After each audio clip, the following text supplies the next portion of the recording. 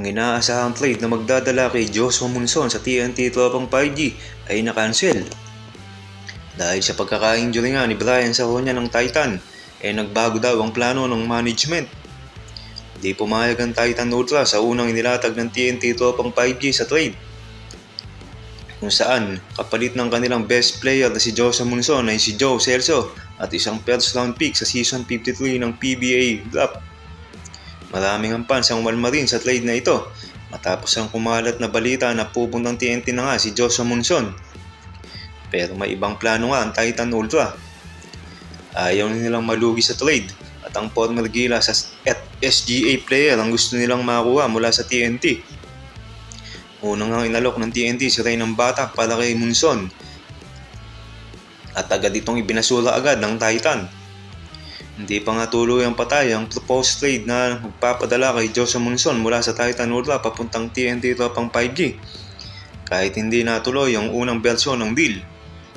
Ayon sa report, interesado pa rin ang TNT na makuha si Monson habang naghahanap sila ng dagdag sa kanilang depleted point guard rotation. Sa side naman ng Titan Ultra, bahagi ng dahilan ng trade talks ang pagbawas ng payroll, with Monson reportedly earning around 420,000 per month. Kailangan lang i-rework ang original proposal para ma-meet ang requirements ng PBA Commissioner's Office bago ito tuluyang maaprubahan.